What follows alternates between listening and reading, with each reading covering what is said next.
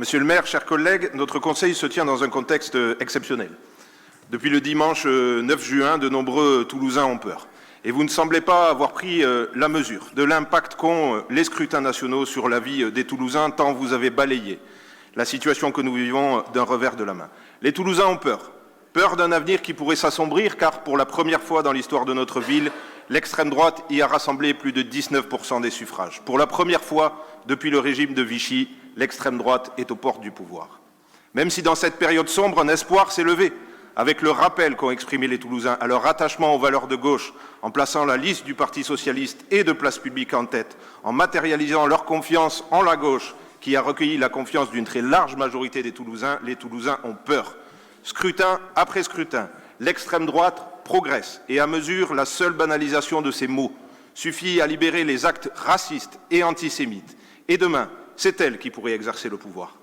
Alors, face à ce péril qui dit beaucoup sur l'état de fragmentation de notre ville, vous et votre majorité municipale avez fait un choix. Abandonner cette ville qui a peur et tourner le dos à votre propre histoire. Abandonner cette ville en brillant par votre absence lors de la manifestation qui a rassemblé plus de 50 000 Toulousains en réaction au score de l'extrême droite. 0 élu de votre majorité présent. Abandonnant cette ville en étant encore pour beaucoup adhérant à une formation politique, les Républicains, qui ne présente pas de candidat face à elle dans 3 des 4 circonscriptions comme partout en Haute-Garonne. Vous avez également tourné le dos à votre histoire en vous engageant dans une voie qui ne peut que nous conduire au désastre. Vous avez fait le choix de relativiser la gravité du péril de l'extrême droite, de la banaliser en la renvoyant dos à dos avec une coalition de gauche qui se présente aux élections législatives. Vous avez parlé de la peste et du choléra. Alors, en quelques mots, permettez-moi de vous rappeler ce qu'est l'extrême droite. Une coalition de partis et d'individus qui s'est construite en agrégeant leurs idées, des identitaristes, des poujadistes, des anciens de la collaboration, dont elle n'a jamais renié l'héritage. Elle a un projet qui se fonde sur un socle de valeurs, qui guide ses politiques. Elle est xénophobe, ultra-autoritaire, et elle exècre les valeurs qui sont à la base de notre République. La gauche, elle partage en commun l'idéologie humaniste des Lumières et de la Révolution française. Elle est attachée aux valeurs qui fondent notre République, aux droits de l'homme et à la démocratie. Et c'est en sachant cela que vous avez souhaité tracer un signe égal entre la gauche et l'extrême droite. Certains pourraient croire à votre propos et à sa sincérité. Alors je leur dis, ne vous trompez pas. Tout cela n'est qu'une tactique qui, à l'image de la stratégie du président de la République, dit que vous êtes prêts à tout pour tenter de vous sauver, tout détruire, tout saccager de ce que les Républicains ont construit dans ce pays. Car oui, vous avez déjà eu l'occasion de prouver que vous ne vous inscriviez pas dans la ligne historique de la droite républicaine.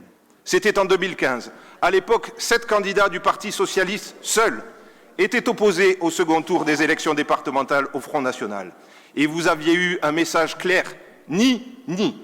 Alors aujourd'hui, avec mes collègues Pierre Lacaze et François Briançon, nous voulons vous inviter à changer. Il en est encore temps.